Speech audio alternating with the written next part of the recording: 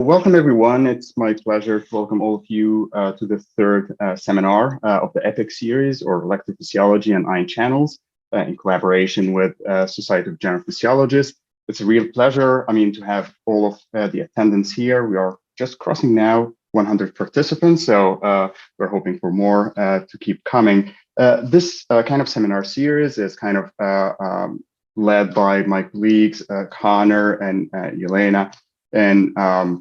And Laila, and I'm pleased to be part of this organizing committee. And the goal of this kind of seminar series is basically to showcase and kind of provide the platform for young early career investigators at the postdoc level or the assistant professor level, so that they can share the best, most exciting science research that they are doing on ion channels and electrophysiology. We have already kind of lined up speakers till May 2024, so we are very happy about this.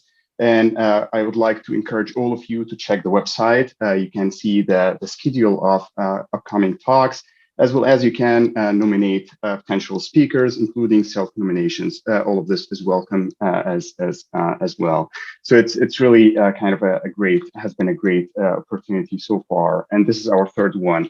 So let me introduce our today's speaker, Dr. Swetha Murthy. So I met with Swetha in 2018 for the first time, and since then we have been in touch from time to time. And it's a real pleasure. Thank you, Swetha, for accepting the invitation to talk today. Swetha did her bachelor and master studies at the University of Bangalore in India before heading to the US to start her PhD studies with Dr. Gabriela Pasco at the State University of New York at Buffalo, where she worked on NMDA receptors. After graduating with her PhD in 2012, she moved to warmer California to start her postdoc with Dr. Arden Petaputian at Scripps Research, where she did seminal work on mechanosensitive ion channels and their function, and as she will talk today about. In 2019, she accepted a position at the Bollum Institute at Oregon Health Science University. And since then, she has been doing great research, as you will hear about as well today. Very recently, we are very happy that she got she has been named one of the new McKnight Scholars just in 2023, just I think a couple of weeks ago. And she is also a recipient of the NIH Director's New Innovator Award, or as many might know in the US, it's known as the DP2 Award. So we are really looking forward to Swetha's talk, as she will talk about how do cells sense force and why is it important. Before I give the floor to Swetha, one housekeeping note for questions. We encourage the audience, the attendants, to ask questions through the Q&A tab at the bottom, and at the end of the talk, we'll be able, Swetha will be able to address these questions. So without any further delays, Swetha, thank you again for joining us, and the floor is yours. Thank you, Osama. Thank you to all the organizers for inviting me. I attended Willow and Tim's seminar last couple months, and it was exciting, and I'm looking forward to all the speakers in the coming months. Okay, so as Osama mentioned, my lab likes to study mechanosensation, or another word for it is mechanotransduction. So this is the process of converting physical force into biological signal. So our body can sense different types of mechanical force, such as indentation, which is when touch is produced, stretch, such as stretching of the bladder wall or skin, and then shear stretch, which is blood flow.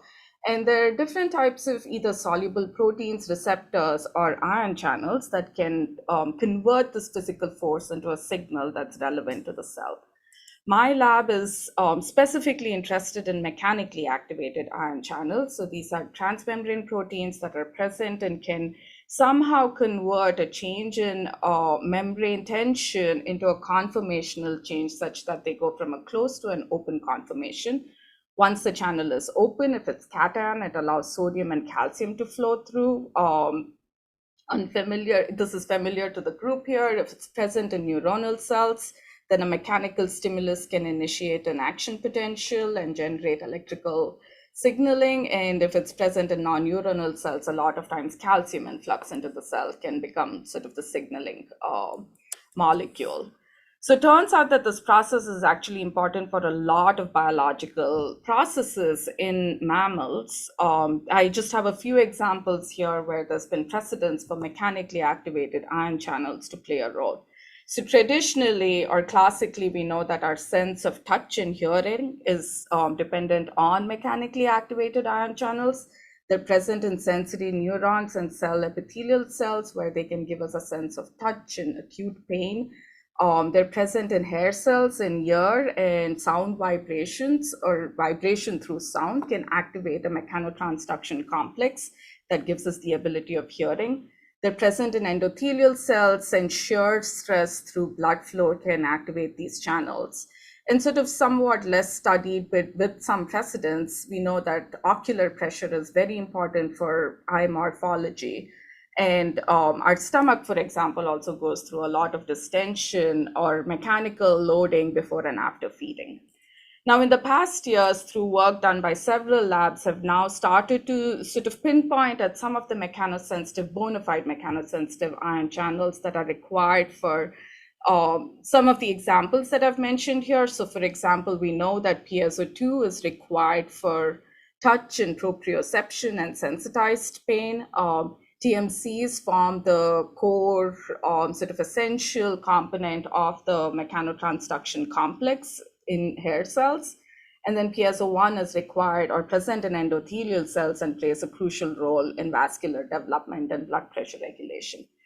However, there are still questions that are remaining in the field, and this has been sort of the motivation behind my scientific endeavor, especially midway through Ardem's lab as a postdoc. What I'd like to do today is actually introduce you all to this family of mechanosensitive channels that are called as OSCA TMEM63s. This was something that I started off as a postdoc in Ardem's lab and now has been the main focus of my lab. Also give you sort of a sneak preview of this really exciting project, a new direction for the lab that we're going through, which is looking at the role of mechanosensors and mechanical cues in axonal myelination. And then finally talk about this really fun project that, again, I started as a postdoc in Ardem's lab and then sort of finished it after started at Wallen.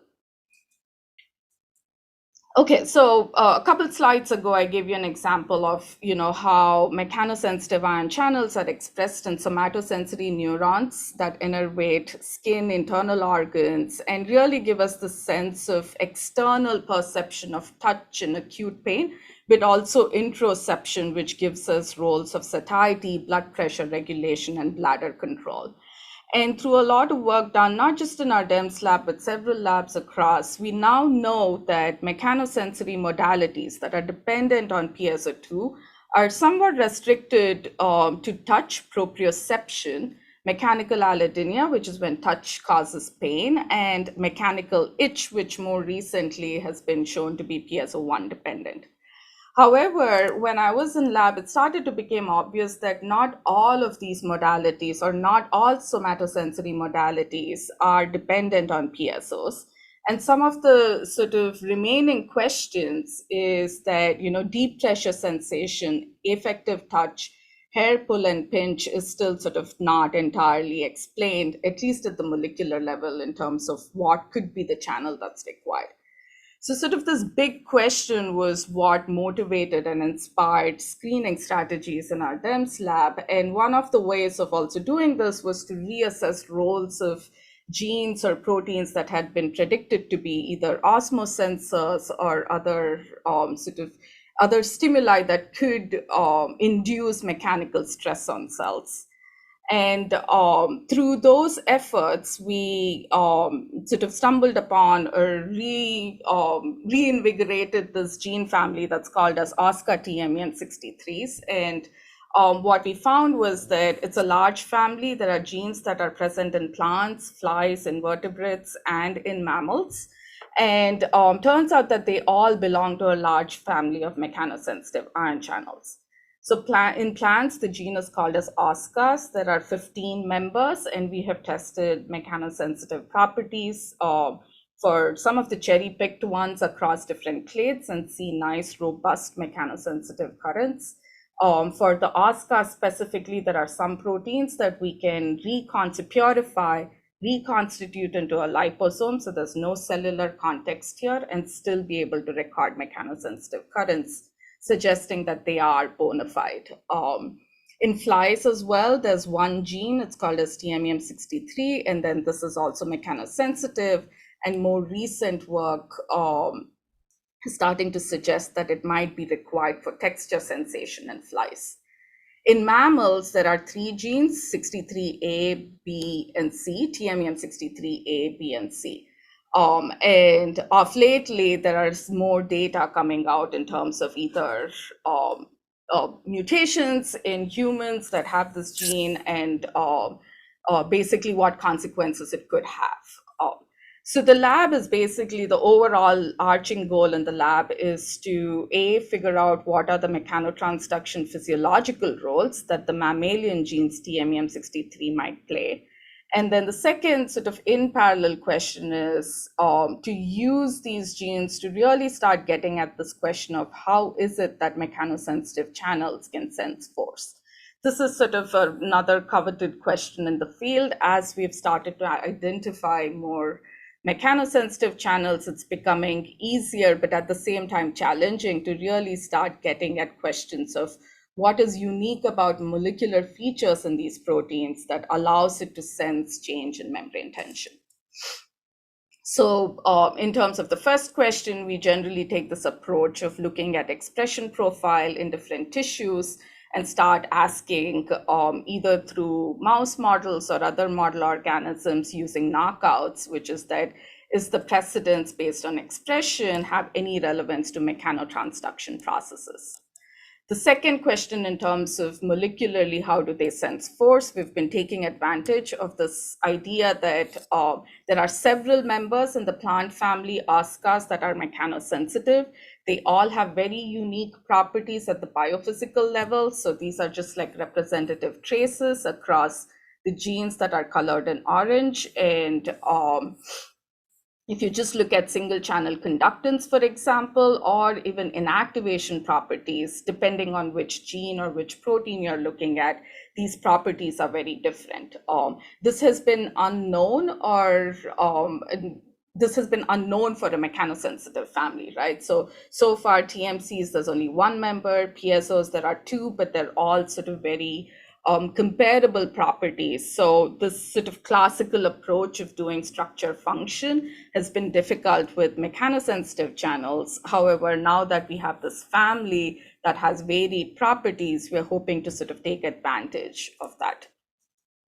So for today's purpose, I'm actually going to just concentrate a little on the TMEM63s. I'd like to give you a very quick introduction of what these proteins can do and what their properties are, the mammalian genes from a biophysical perspective, and then talk a little about the in vivo role.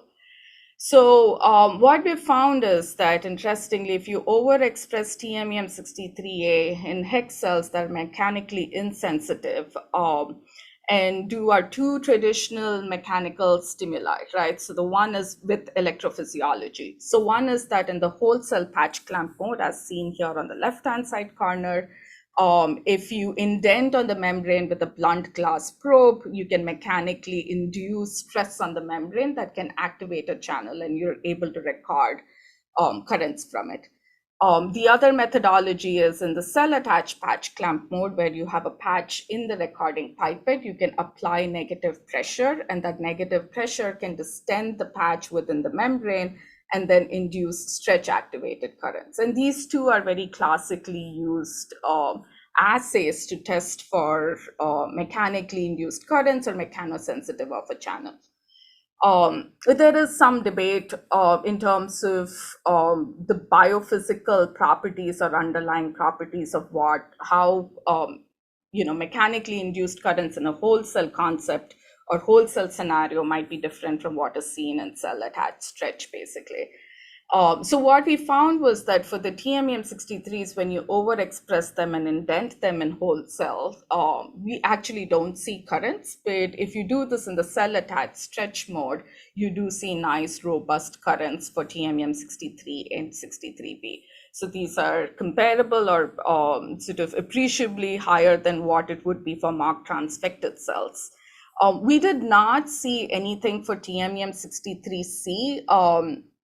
I'm usually careful about not saying that it is not mechanosensitive, because a lot of times the threshold might be higher, or maybe it requires other auxiliary subunits for it to be completely mechanosensitive that we just are unaware of. But because 63A and B are more robust, we've been basically just concentrating or focusing on that. These currents are very different from piezo's, just because that's like our gold standard to compare. Their inactivation properties are slower, so there's a lot more influx of calcium or ions that are coming through the cell. And they're also blocked by like a generic mechanosensitive channel blocker like gadolinium. Another way of testing for mechanosensitivity is to look for threshold, right? So how much pressure is indeed required to activate the channel? So we call it half maximal pressure. Turns out that both 63A and 63B, at least in an overexpression system in hex cells, has a higher threshold, again, compared to piezo. So for example, piezo 1 has a P50 of around 30 mmHg, and for 63A and 63B, it hovers over 60 to 70. So we have this high threshold mechanosensitive cationic channel. And since we came out with this family, at least in mammals, there have now recently been several studies that have identified human patients with mutations in these genes. And these mutations have been linked to disorders.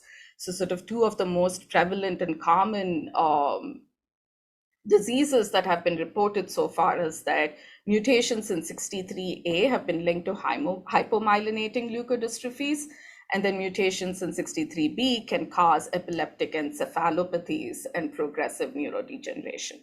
So the 63B reports have been more recent, just in the past year and a half. So I think the field is slowly catching up to it. But 63A, probably one of the first reports came very immediately after we had like published our first paper where we sort of introduced this family.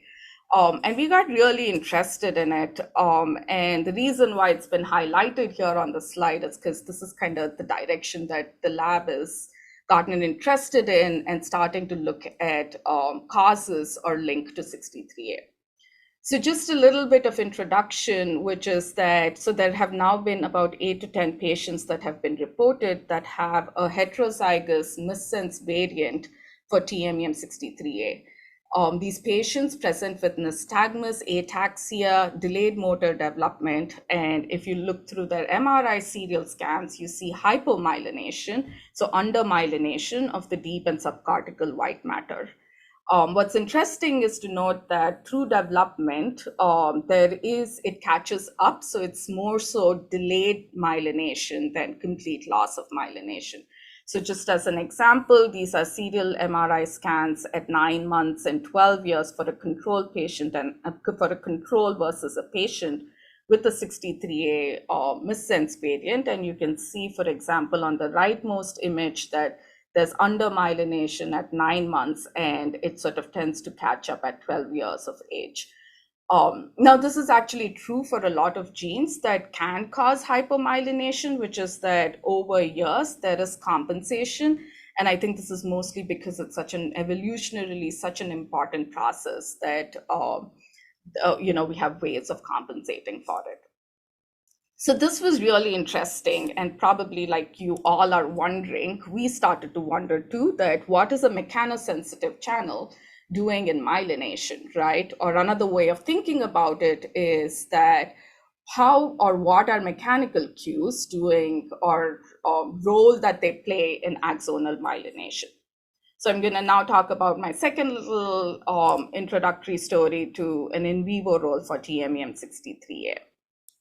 So around the same time that these reports with hypomyelination came out, and then once we had identified the gene,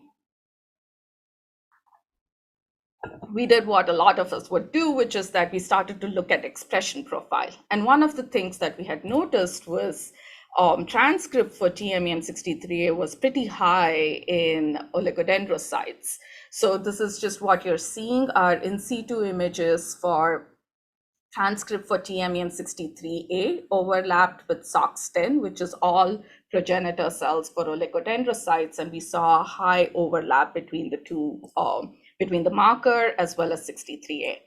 This expression data was also, or our in situ data was also corroborated by public databases that have RNA-seq data. And this is just images from, which is data taken from brain RNA-seq, where both in mice and in humans, TMEM63 expression is pretty high in myelinating oligodendrocytes.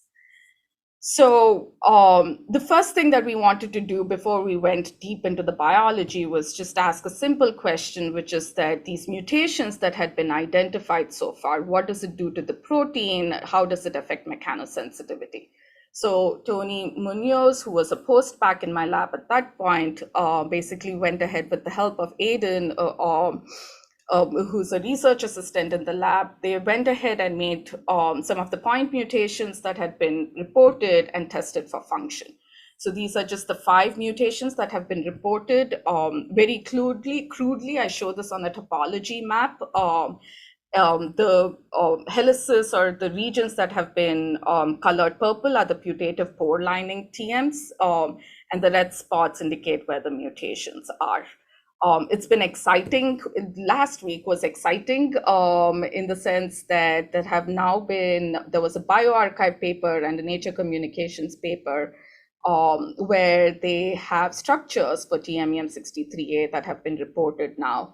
So it's been exciting to we're looking forward to going back and looking at the structures and sort of trying to propose how these mutations could be affecting the function of the channel.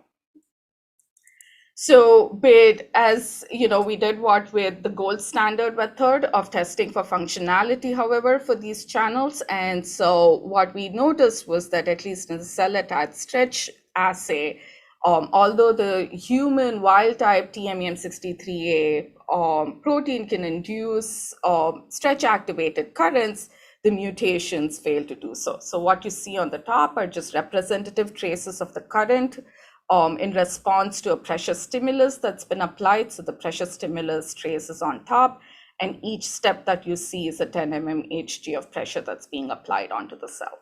If you quantify it and just very crudely look at Imax current, so total amount of current that's present, you see that both all 5 mutations fail to induce any appreciable current compared to what wild type do. So clearly these were loss of function mutations. Now, this is true for a lot of channelopathies, but when you think about a loss of function mutation, what's the mechanism, right? Is it just that the mutation's affecting the way that the channel behaves, or is it that it's actually a trafficking deficit?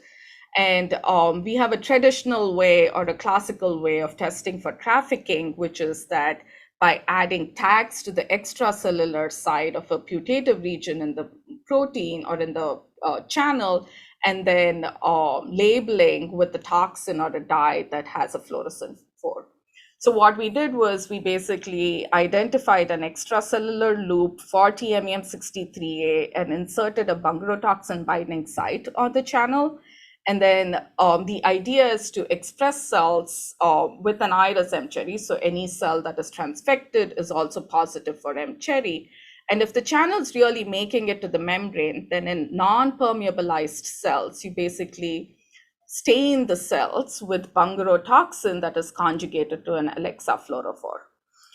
And then we take them and sort them. This is like a very fancy way of using sorting, but it's a very quantitative way of doing this, which is that if you then go and sort of run them through a flow cytometer, what you see is that in untransfected, so these are just representative traces of what our data would look like. What you're seeing on the left is just untransfected cells and fluorescence for either M-cherry or GFP. Right? And if you split them up into 4 different quadrants, you see that in the untransfected cells, you're not seeing any signal for either GFP or M-cherry. When you have just our wild-type human TMEM63A cell transfected cells, you see a signal for M-cherry, and then there's a population of untransfected cells. However, when you do this for wild-type 63A that does have a bungarotoxin binding site on the extracellular region, you see a clean correlation between the M-cherry and the GFP positive cell, suggesting that the channel does get traffic to the membrane and is being recognized by the toxin that's on the outside of the channel. So when we went ahead and did this for all the 5 different mutations, surprisingly, or maybe not so surprisingly, we saw that none of these channels are actually getting traffic to the membrane. So whatever it is about these mutations, it's affecting trafficking, and this is actually common for a lot of channelopathies, which is that mutations can affect the ability to get folded and traffic to the membrane. So knowing now that there was a loss of function for TMEM63A that might be linked to myelination, we started to switch focus into what the underlying biology was. So to just make sure everybody is on the same page, oligodendrocytes basically originate from neural progenitor cells that then get differentiated into oligodendrocyte progenitor cells, which are commonly called as OPCs. These OPCs then migrate, differentiate, and go through multiple different steps and have different stages of pre-OL and then finally myelinating oligodendrocytes. And as we know that in the central nervous system, it is oligodendrocytes that actually wrap and myelinate axons.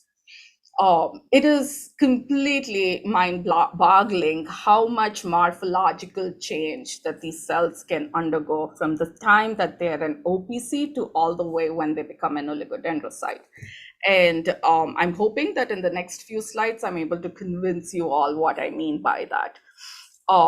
So what I started to sort of think about and what we started to get around is, well, there is this entire precedence for them to undergo differentiation, migration, and myelination. But then what is the role of mechanical cues? Has anybody thought about it? And it turns out that there's actually a lot of literature where there has been premised that mechanical cues or change in mechanical properties can affect any of these processes.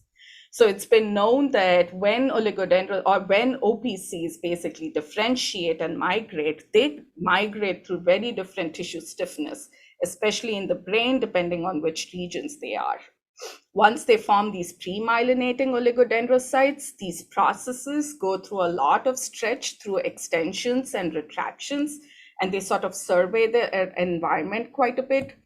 Once they have committed or differentiated into an oligodendrocyte or myelinating oligodendrocyte and commit to an axon, they can actually sense axonal diameter. And just that diameter can be a go, no-go signal for an oligodendrocyte to start myelinating.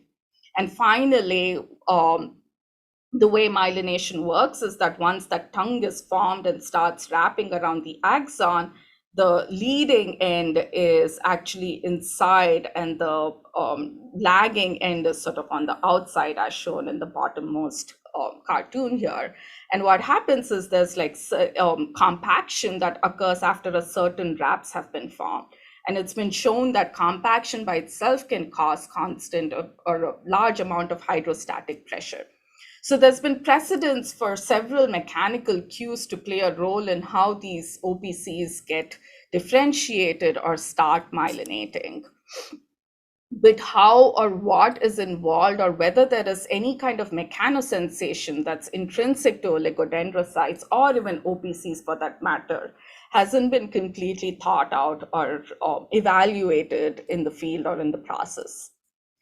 So sort of the nail in the coffin, I would say example to show that physical property of the axon might be a deciding factor is this very simple experiment, but very thought-provoking experiment where if you culture oligodendrocytes on nanofibers, right? So it's inert, there's no biological material or no biological signal coming from the fiber.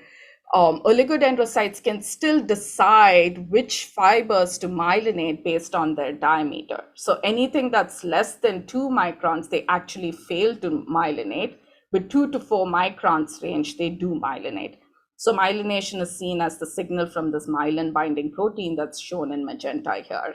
And this sort of selection for axonal diameter or nanofiber diameter is actually consistent with axons as well. So both at least in the central nervous system, anything less than 2 microns, axons that are less than 2 microns do not get myelinated.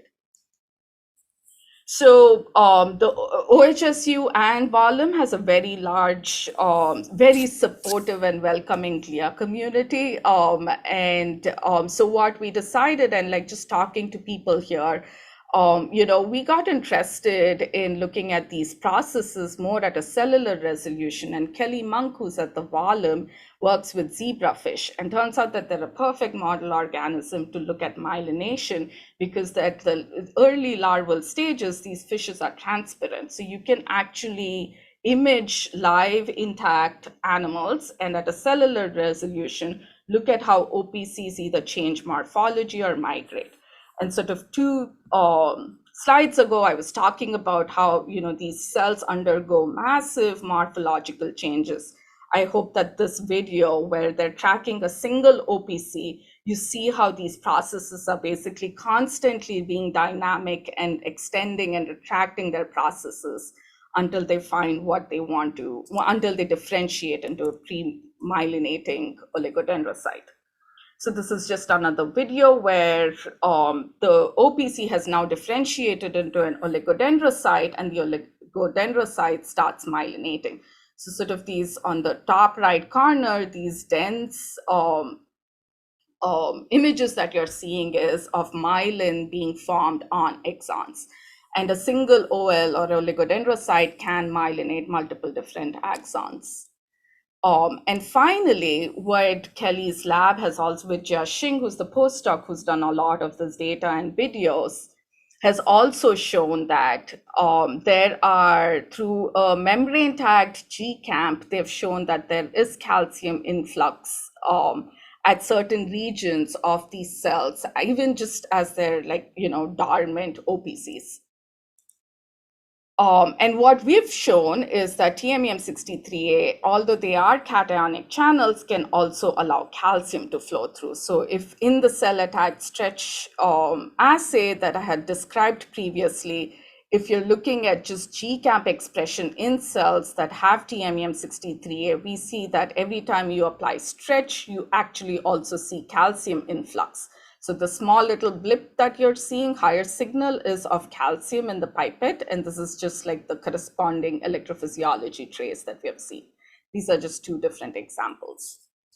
So sort of, I talked about all of these very different processes, and if you look through literature, the precedence for any of these, either extension, retraction, myelination to occur calcium is like the master regulator, right? So our current hypothesis is that if oligodendrocytes are mechanosensitive, it's intrinsic to the cell, and this property is probably being mediated by a mechanosensitive channel like TMEM63A. And this is, of course, based on the link to hypomyelinating disorders and also the fact that it's highly expressed in oligodendrocytes. So sort of some of the ongoing work and future directions is that to test whether oligodendrocytes are mechanosensitive, using TEM and immunohistochemistry, we're starting to see if in knockout mice we can start detecting hypomyelination at stages that somewhat corroborate with what's been seen in the human patients, and then use cellular assays to look at in vitro myelination. And in collaboration with Kelly Monk's lab, we're also interested in looking at in vivo myelination, with the idea that not just we get information about TMEM63A, but also get information of how mechanosensation or mechanical cues might guide any of these processes. Okay, so in the last 10-15 minutes, what I'd like to do is completely switch gears to this other story that I mentioned earlier, that I started as a postdoc in our DEMS lab towards the end, and was able to finish it through wonderful collaborations after I started here at the Barlam, and which is a candidate mechanosensor in the carnivorous plant Venus flytrap. So we've all seen this, we've all played with these plants before. It's been known that in Venus flytrap plants, there is a mechanical or touch-induced movement that can cause trap closure. So what you just saw in the video is a fly that's like sort of exploring around on the bilobe, and there's something that triggers, that's induced by touch, that triggers trap closure, right? And there's been a whole body of work since the time of Charles Darwin, where it's been shown that trap closure occurs within 100 milliseconds. So the precedence is that because the time scale is so short and so quick, that it's actually a mechanosensitive channel that might be involved in the transduction of this stimulus. So just very quickly to orient you all, so each leaf has a bilobed structure, and within each edge or each, each leaflet, there are these tiny hairs that are called as trigger hairs, and they're usually only 3 or 4 on each lobe. If you look at like a higher resolution EM structure of just like the trigger hair, it's split into 3 different regions. There's like a woody lever region that's more apical. There's an indentation zone, and then there's a podium that's more at the base of the leaf. And it's been known that it's actually this pushing or indentation at the indentation zone is actually what causes the initiation of a signal to cause trap closure. So Carl Procco, who was a postdoc in Joanne Corey's lab at the Salk, did this simple experiment, but very thought-provoking, was to basically isolate all trigger hairs and then look at the gene enrichment in trigger hairs compared to bilobe leaves, right? With the idea that if there is a gene that is mechanosensitive and is required, it should be restricted to the trigger hair region and not in the leaflet. And that's exactly what he found, which is that among all the enriched genes, our second hit, which was 30-fold more enriched than just like trap expression, was this gene that had the closest homology to a mechanosensitive channel, MSL10, in Arabidopsis thaliana. So there were 2 other candidates that we found, which was flycatcher fly C2, or the yellow gene that was closest to another MSL gene 5, and then an OSCA homologue. We did not find any homologues to piezo's, surprisingly. But we went ahead and called these genes flycatcher for obvious reasons. And as you can see, they're highly enriched in the trigger hair alone. So first thing was to make sure that this gene was actually, or the protein or RNA was actually restricted to the indentation zone, because there was sufficient data suggesting that there are sensory cells in the indentation zone, which is where the initiation of mechanical stimulus or transduction occurs. So what we found was that using fish or in situ hybridization, we did see fly C1 restricted to just the sensory cells in the trigger hair. So this was good. It's present, it's enriched, it's present where we expected it to be. But then the second idea was, well, if function and expression is important for this process, then the gene needs to be sort of conserved across different family members. So the Droseraceae family, which is where Venus flytrap belongs to, has like 2 major groups. With Venus flytrap, there's a water wheel, which is actually an aquatic plant and very similar sort of morphological structure as the Venus flytrap plant. With the other family member, which is Drosera, or commonly known as sundew, have very different structures compared to the Venus flytrap plant. So the idea was, well, if we pick something that's like slightly more diverse than what it is for Venus flytrap, is the gene still conserved? And the way that these plants work is that there are these heads, tentacle heads, that are on each long elongated leaf. And when a fly sits on the tentacle head, it sort of initiates this touch-induced movement that causes the leaf to curl in on the fly and spit it in the center of the plant where it gets digested. So Carl did the same thing, which is that basically isolated the tentacle heads and looked at enrichment, gene fold enrichment in the heads versus the leaflet. And what he found was he did find homologs for flycatcher, which is what was present in Venus flytrap, in Drosera or sundew plants. And we call these as flyc 1.1 and 1.2, just because in terms of homology, they were closer to flycatcher 1. So again, similar to Venus flytrap, in Drosera or sundew plants, each tentacle head, basically, I think it's easier to see here, has these sensory cells on the outside of the head. And it had been known, or has been through multiple experiments, people had localized that it was actually touching of the head that induces movements in the cell or in the plant. Right, so then the idea is then the gene has to be concentrated or has to be localized to the sensory cells on the head, and that's exactly what we saw for DC flyc 1. So for the sundew transcript, that it's localized just to the sensory cells, and nothing was found in the leaf of the plant. So turns out that these genes actually belong to this large superfamily of bacterial mechanosensitive channels. So a lot of you might be familiar with these. E. coli have these mechanosensitive channels that are called as MSCs. And depending on the conductance and properties of the channels, they have various different subtypes. Now, homologs or orthologs of these are present in Arabidopsis, and these are called as MSLs.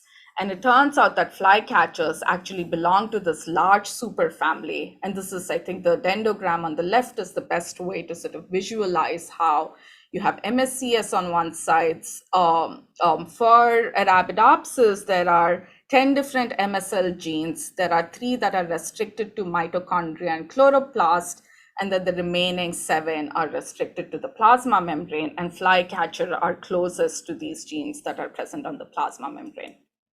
This is just if you look at the sequence identity, actually, if you compare between flycatcher and E. coli MSCs, there's really only 20% identity at the protein level. And all the conservation restricts basically to the pore lining or the putative pore lining region. Are they mechanosensitive? So we did what we do best, which is to basically overexpress the gene in hex cells, and similar to TMEM63As or 63s, we didn't see poke-induced currents, but in cell-attached, we did see stretch-activated currents. So on the left, you're just seeing representative traces.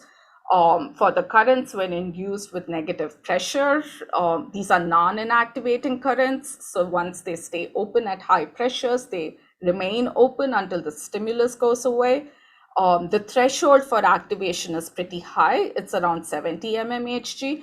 And one point to keep in mind is that even for bacterial channels, the pressure for activation is around 100, because these are release valves, right? So they open up just before the cell's about to explode. So there is some consistency there. And interestingly, when we looked at chloride permeability, turns out that flycatcher is actually more chloride permeable compared to its MSL or MSC counterparts.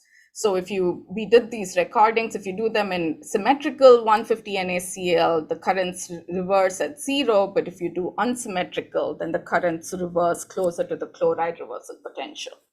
So, and I think this chloride permeability of the channel helped us sort of come up with a potential model as to what could be happening.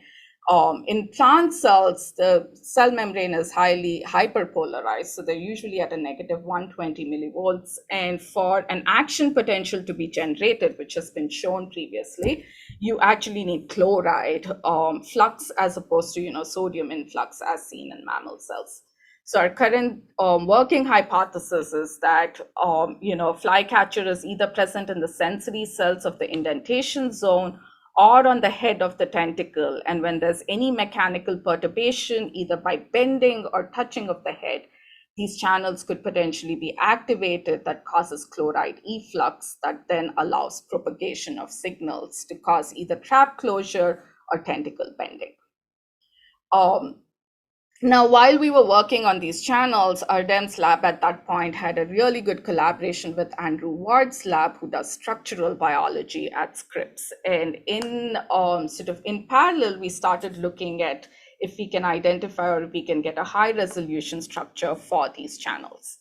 So in the next 4 or 5 slides, I'd like to very quickly go through gross features of these channels at a molecular level.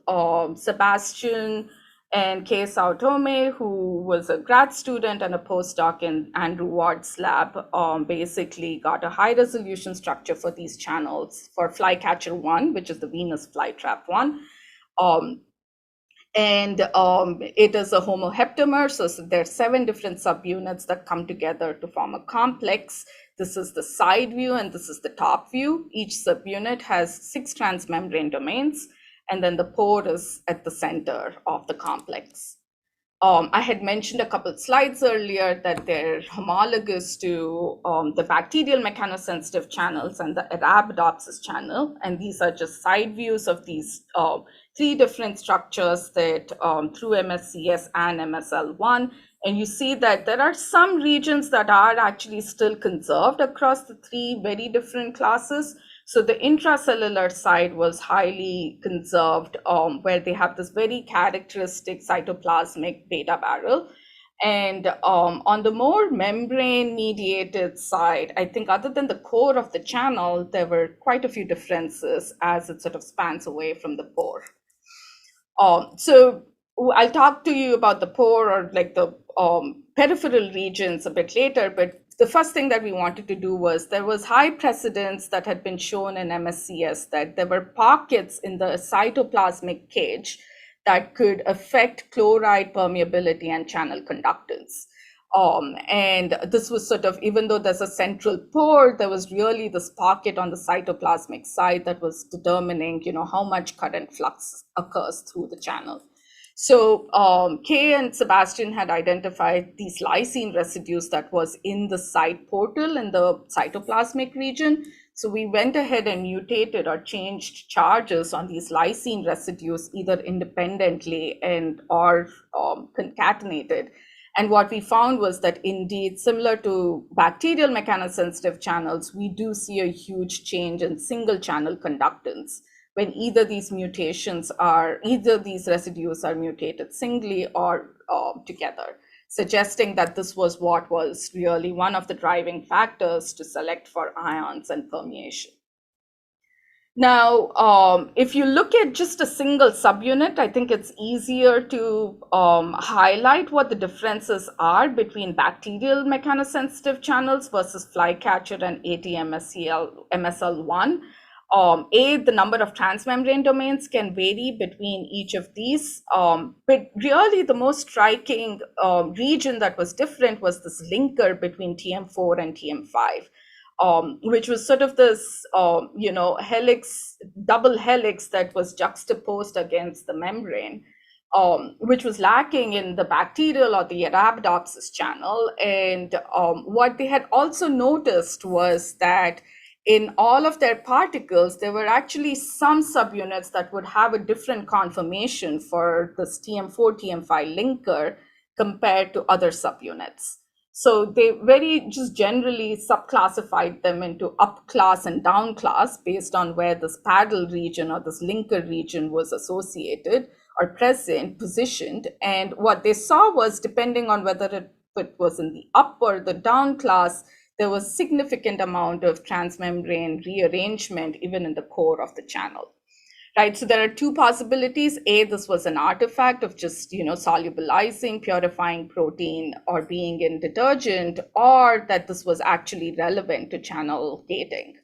So to test that, what we did was we looked at residues at probably like the elbow and the hinge region of where these 2 sort of movements were seen or 2 subclasses were seen.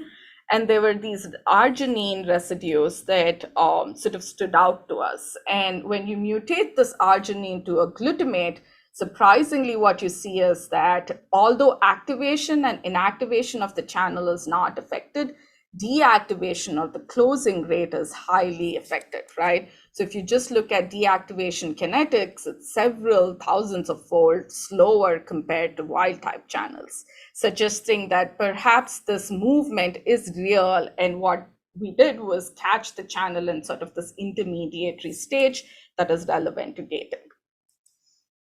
Okay, so there was a lot to pack in, but I hope I was able to sort of introduce you all to this channel that the lab is currently interested in studying. And we're hoping that, by following these, we should be able to not just get new, previously unknown and previously underappreciated roles for mechanosensors, but also start understanding how these channels function at a molecular level.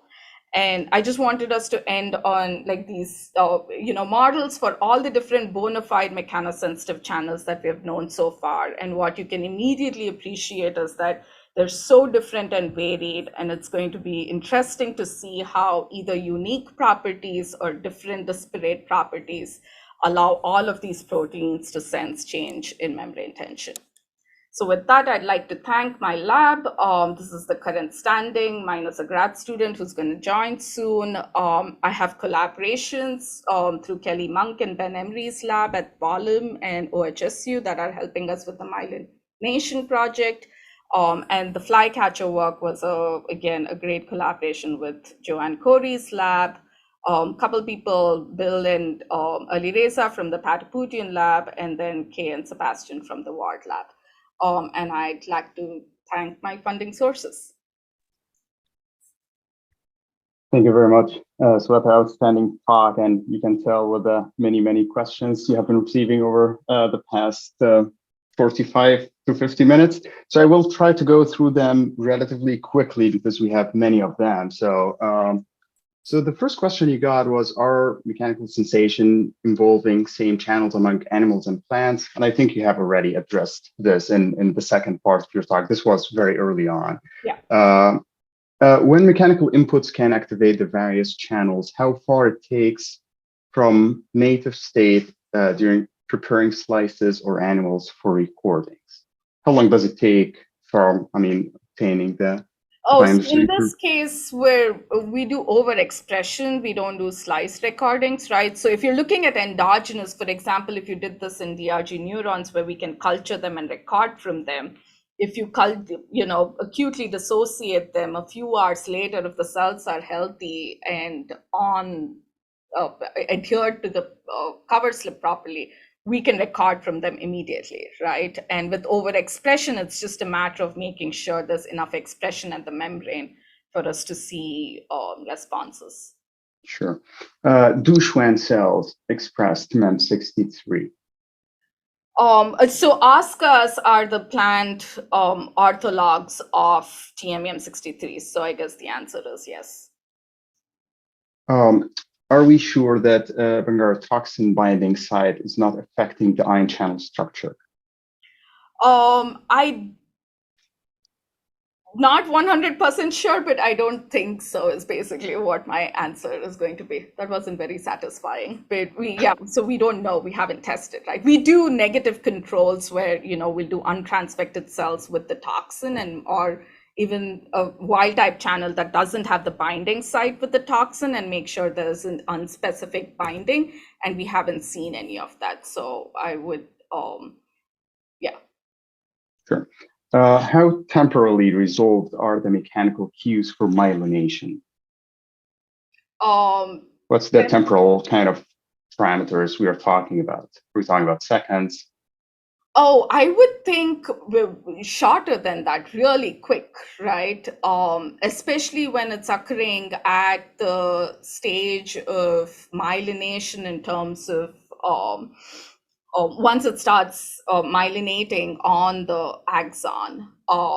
The other sort of hypothesis that we have currently is that, they see that when they do in vivo calcium recordings of, oligodendrocytes or OPCs as they extend and retract, the calcium wave resolution or temporal resolution changes. There are sometimes there's shorter calcium influx and prolonged, where there are other times where they're like quick higher influx of calcium. So our current hypothesis is that, based on what type of mechanosensitive channel there is, maybe the more chronic calcium, slower calcium influx is TMEM63A dependent, and OPCs that mostly express piezo1 could be, more piezo1 dependent because the channel kinetics are very different. So that's sort of one way to cater for this. Sure. I will kind of merge three questions because they are, I think, in a way, all related to the same thing, more technical. So one of the questions was, thank you for the great talk and research topics. I have two questions. Why no currents were recorded in TMEM63A overexpressed hex cells in whole cell recordings? Do you have any explanation? And the cell attached assay, this is where there are multiple questions about cell attached assay. How do you know you're not in the whole cell recording mode? Along the same lines, related question, are channels activated by suction in inside-out patches, or is cytoplasmic integrity required, explaining the loss of cell poking activation in whole cell mode? And I will follow up with other question in a second after you address these, please. Yeah, so I think some of those factors, right, which is that in cell attached, you're not broken in, so we know we're not in whole cells. I think there isn't as much cytoskeletal components in cell attached as there is in whole cell, where if the entire cell is still intact, right? So one of the theories could be that just biophysically, when you indent on a full intact cell, the way that the mechanical energy dissipates is very different from what it would be for in cell attached mode, where it's a smaller patch of a cell, right? So differences in mechanical threshold, for example, something that's lower threshold like piezos can still respond to indentation, but when it's a higher threshold, then you need it to be only in cell attached mode. So yes, if you excise the patch and inside out and apply stretch, you can still see stretch activated currents, right? So which says that as long as there's a change in membrane tension, these channels can activate or can be activated. Another thing to keep in mind is all of the bacterial mechanosensitive channels and MS cells, which are higher threshold, also don't get activated on indentation, right? So that's just something to keep in mind on a biophysical and molecular level. And then the last hypothesis or possibility could be that you just need more auxiliary proteins for it to be whole cell or poke, for it to be at a lower mechanical threshold that we just don't know of. And when you do an overexpression system, you don't have those, right? Maybe hex cells don't have it. So one of the directions in the lab is to really start looking at endogenous cell types where these channels are expressed and see if there are other binders or other binding partners or auxiliary proteins that could activate or could interact with the channel. Sure. Another question is, and we keep getting more questions, that TMEM63A currents are small. Surface area of an on-cell patch, dictated, of course, by the size of your pipette, is likely to give you a greater surface to apply negative pressure area. But with that increased surface area, the pressure applied will be inversely proportional to the area, where pressure equals force divided by area. Is there a sweet spot for increased surface area versus decreased pressure over which force can be applied? I think so. And, we haven't done enough work with the 63s yet to sort of find where that sweet spot is. But with piezos, there was always this thought, right, that whether can the number of channels affect how mechanosensitivity in the patch changes. Mm-hmm. And I think more recent work has suggested that there's actually no correlation, and independently a piezo channel experiences the same amount of force, whether there's 2 or 10 in the patch. Whether that's true for TMEM63s, we don't know. We've noticed that the conductance is really small, but sort of one way of thinking about it is, but it is also a chronically active, right? So the inactivation kinetics is slow. So the amount of signal, whereas piezo's conductance is higher, but inactivation is fast. So, the amount of information coming through these channels could be somewhat, if not comparable, relevant enough from the perspective of the cell. Sure. Another question is about lipid environment and TMEM63A. Do we know, for example, the question is asking, do you have any insights about whether TMEM63 channel is sensitive to lipid composition? Could they be more sensitive or perhaps silenced in healthy myelin? Could be. We're looking at it. Yeah, We have a project that's looking at lipid modulation of these channels. sounds great. How does mechanostimulation go off in fly trap? Oh, it becomes desensitized to it. And I think at some point when the fly stops struggling in the lobe, the trigger has stops moving, and sort of that's how there's a off signal to it. Okay. I might have missed this, but what do you think contributes to the difference between indentation and stretch response, which I think you just addressed in a couple questions in your answer. Is it possible that the whole cell mode used for poking experiments dialyzes the cells, removing an essential protein like modulin required for channel activation? Perhaps that may be the reason why you do not see poking activated currents. Did you try perforated patch for poking experiments? No, we haven't tried perforated patches yet. Yeah. So we've been thinking of, just looking at extracellular recordings in DRGs, for example, and poking the cell and seeing if we still see, action potentials that are generated. Mhm. So yeah, it's a bit, we haven't tried perforated patches yet. Very nice data. What happens if you delete flycatcher homologues on Arabidopsis? So plants are tetraploids, so you have to delete it in 4 different alleles. Wow. And Carl spent a lot of his time trying to make mutants, and there were two different, there are 2 different flycatchers. There was Oscar, so that would have been nail in the coffin experiment, right? Which is that you delete flycatcher and the plants don't respond to touch-induced movements anymore, but it's been pretty challenging. And it's not a common model system like Arabidopsis, right? So Sure. Could you make a dominant negative knock-in then, Swetha? You I just need to think overexpress. trying to get, in addition to the fact that they're tetraploids, there's mosaicism in plants. So trying to get a plant where all leaves express what you want or all leaves don't have, all cells within a leaf don't have what you want is can be a bit challenging. Yeah. Great talk. Mouse TMEM63A and B are inactivating. Is human TMEM63A not inactivated? No, I think they're all similar where maybe I misspoke or didn't. I kind of ran through that initial data. They're all very slowly, both human and mouse are slowly inactivating. Maybe Okay. they're like 5 to 10 milliseconds difference, but when it's so slow, that much, sort of goes into variance.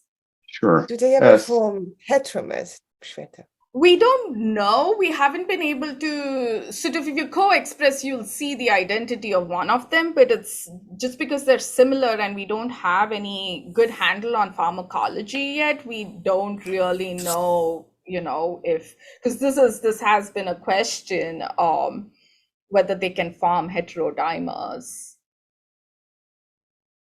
Great. There are several. Thank you for the great talk. There's one question here. Have you identified lipid interaction sites in this channel, thinking that possibly a compaction in the membrane could activate the channel, or is it, or if the stiffness of membrane could modulate TMEM63A, which is similar? Yeah. It's similar, exactly. And like with OSCAs, at least now there are 3 or 4 structures for OSCAs, different structures for at least 3 or 4 different OSCAs, and there are lipid, differences. For example, towards the pore region, lower half of the pore is somewhat, there's a open portal which is filled with lipids, at least in the closed state. So, this is common for TREC as well. When there's change in membrane tension, lipid occupancy near the pore can change, and that can activate the channel. So that is sort of one hypothesis of how the channel might be responding to force. But yeah, this is kind of our, long-term goal is to identify what is it that's activating these channels and whether there's commonality with other mechanosensitive channels. Sure. Last question that I can see is, what's for oligodendrocytes myelination topic, what's the advantage of expressing TMEM63 compared to piezo? Or, and the other question is, could TMEM63 role also take part in how the OPCs stop at nodes of Ranvier? The first part, if you just look at expression, RNA-seq data, OPCs is high in piezo1, and then oligodendrocytes, especially mature oligodendrocytes, is high in TMEM63A, and there's no piezo1 or 2 at that point. So that's kind of, so there is just inherent difference. Of course, there could be compensation where if you knock out one gene, the other one can take its place. But it goes back to sort of, I think, one of the first few questions where, because the two channels are so different in their properties, their biophysical properties, that it could just be that, you know, the system is using two different mechanosensitive channels because it cares about how much calcium and how quickly calcium is coming in from this into the cells. The nodes of Ranvier actually, Rad McKinnon's group and another group has shown that TRECs are expressed at nodes of Ranvier. And every time there's like saltary conduction, there's very quick expansion of the node of Ranvier, and like TREC channels, because they're potassium channels, can sense that expansion and regulate ionic conduction through that region. Sounds great. There are so many thank you. I mean, from many people, I will forward to you all of these, but I mean, that's one more time. Thank you again for an outstanding talk and a very interesting topic. It's already 8 minutes beyond, so I think we should stop here. So thank you very much. Thank you all of you. This was fun, and Tim, looking forward to talking to your colleagues and you tomorrow. Yep, I guess we'll sign off and you'll catch up with them individually, eh? Yeah, exactly. And I'll see you tomorrow, I guess, Tim. Bye. Yep. Okay, thanks everyone. All right, thank you. Thank you very much. Thank you, Greg. Thank you. Bye. Bye, Osama. Bye-bye. Bye. Thank you, Bye. Swetha.